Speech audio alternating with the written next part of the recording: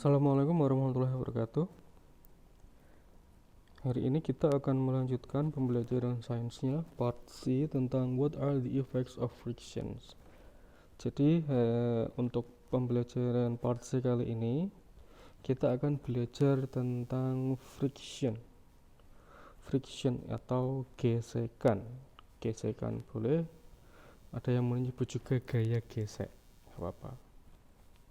Gesekan juga boleh, gaya gesek juga boleh. Nah, sekarang kita lihat contoh peristiwanya atau ilustrasinya di sini. Nah, what is friction? Jadi apa yang disebut dengan gesekan? Kita lihat di sini. Di sini ada Raj. Raj sedang main pakai koin ya. Koinnya ini disentil Raj ke depan. Ke depan atau kalau dari gambar ini itu arahnya ke kanan. Nah, pada saat Raj itu menyentil koinnya pakai jari telunjuknya itu, maka secara otomatis koinnya itu nanti akan bergerak, akan bergerak ke sini, ke kanan, ke kanan. Nah, kemudian lama-lama koinnya itu nanti akan berhenti kalau menyentilnya tidak terlalu kuat ya. Lama-lama koinnya akan berhenti. Misal berhentinya itu koinnya di sini misal koinnya berhentinya di sini misalnya. Nah, sini. Pertanyaannya adalah apa yang menyebabkan koin ini kok bisa berhenti sendiri? Ya, kok bisa berhenti sendiri di sini? Itu pertanyaannya. Kenapa? Nah, itu bisa terjadi karena adanya friction atau gaya gesek. Gaya gesek, ya.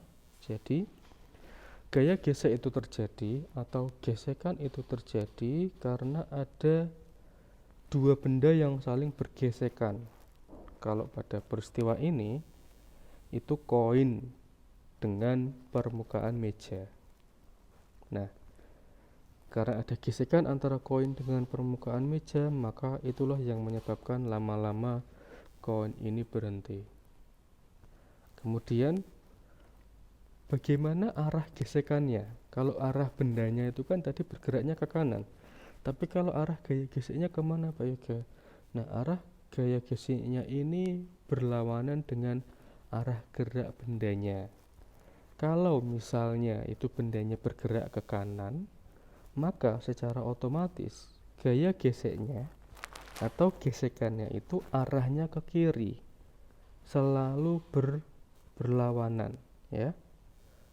Kalau bendanya bergerak ke kanan, maka gesekannya bergerak ke kiri. Bergerak ke kiri. Inilah yang mengakibatkan kenapa lama-kelamaan koinnya itu berhenti, ya, berhenti. Kalau pengaruh gaya dorongnya itu dengan besarnya gaya geseknya itu sama, maka itu yang mengakibatkan bendanya ini berhenti. Atau bahkan kalau gaya geseknya itu lebih besar, maka bendanya tidak bisa bergerak. Ya, jadi kesimpulannya seperti itu. Yang pertama, syarat adanya gesekan itu minimal ada dua benda ya, saling bergesekan. Yang kedua, arah gerak benda dengan arah gesekannya itu berlawanan. Nah, ini contohnya juga ada di sini. Ya, jadi arah gerakan bendanya itu ke kanan ini ya, tapi arah gesekannya ke kiri. Nah, seperti itu. Arahnya selalu berlawanan. Nah, akibat adanya gesekan itu, kalau dalam peristiwa sehari-hari, bisa kita lihat pada dua peristiwa ini. Misalnya yang pertama, pada saat kita menulis dengan pensil. Pada saat kita menulis dengan pensil, maka terjadi gesekan antara pensil dengan kertas. Ya. Terjadi gesekan antara pensil dengan kertas. Buktinya apa? Bisa kita lihat. Nah, pada saat kita menulis, maka tulisan kita akan muncul di kertas. Pada saat kita menggambar, gambar kita akan muncul di kertas. Tulisan dan gambar itu muncul karena adanya atau hasil dari gesekan antara pensil yang hitam itu dengan kertasnya. Kalau tidak ada gesekan, tidak terjadi gesekan, maka tidak akan muncul tulisannya seperti itu. Ya. Yang kedua, pada tali sepatu. Nah, pada saat kita menali sepatu, maka akan terjadi gesekan antara tali sepatu dengan tali sepatu itu sendiri, jadi antar tali sepatu. Yang kedua, akan terjadi gesekan antara tali sepatu dengan sepatunya. Nah, bayangkan kalau tidak ada gaya gesekan antara tali sepatu dengan sepatunya, maka pada saat kita menali sepatu, sepatu kita akan selalu lepas, ya, karena tidak ada gaya geseknya. Gaya gesek yang menahan tali kita supaya tidak lepas, seperti itu. Itu ya.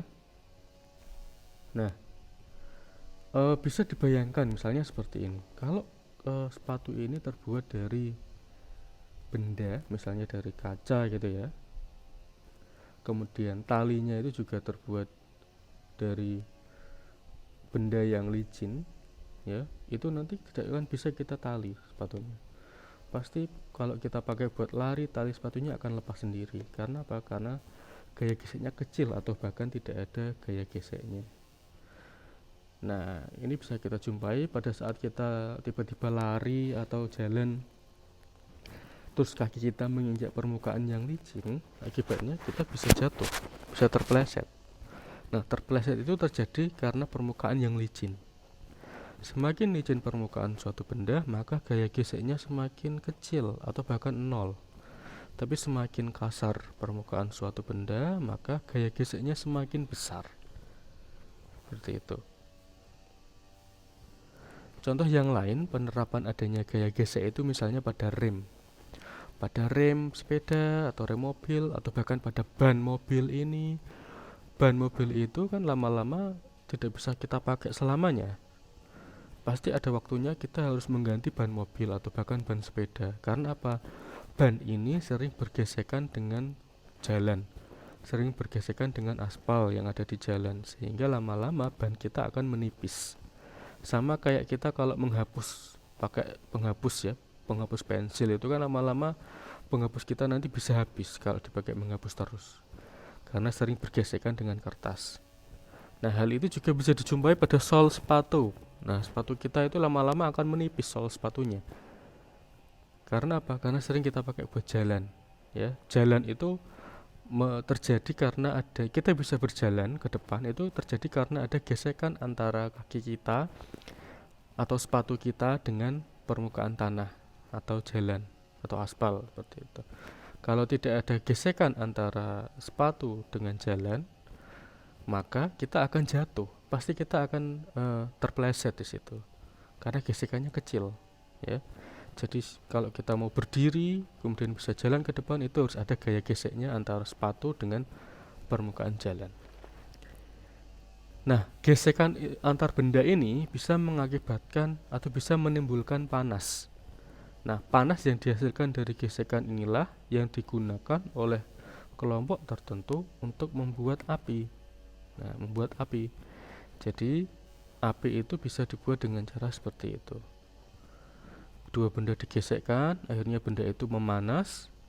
Nah, panas itu didekatkan dengan benda yang mudah terbakar.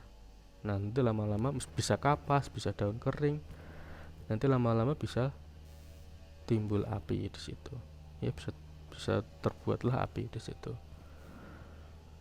Nah, kemudian bagaimana cara kita mengurangi adanya gaya gesek? Nah, cara mengurangi adanya gaya gesek itu bisa kita lakukan dengan memberikan oli atau pelumas. Nah, pelumas itu diberikan untuk mengurangi adanya gesekan. Contoh pada sepeda ini.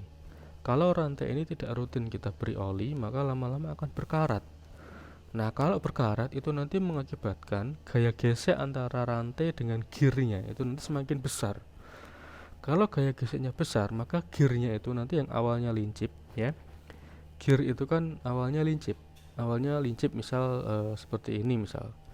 Gearnya itu misalnya awalnya lincip seperti ini. Ya, lincip seperti lancip ya. Misalnya lancip seperti ini. Pak Ibu gambarkan di sini ya. Nah, misalnya lancip seperti ini.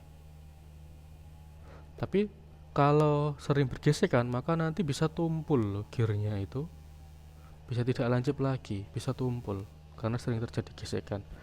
Yang kedua, untuk mengurangi besarnya gaya gesek bisa menggunakan roda, misalnya pada sepatu roda.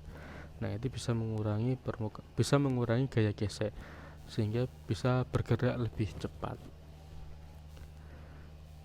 Nah, baik, itulah pembelajaran sains kita pada pagi hari ini. Untuk tugasnya nanti bisa dikerjakan exercise halaman 146 nomor 1 saja ya, nomor 1 saja. Untuk nomor berikutnya itu nanti kita bahas sama-sama. Ya, dan ini adalah bab terakhir kita pada semester ini ya. Jadi materi sains kita untuk semester ini sudah selesai untuk kelas 3. Ya, Pak Yoga, akhiri untuk pembelajaran sains hari ini. Kita jumpa lagi minggu depan. Wassalamualaikum warahmatullahi wabarakatuh.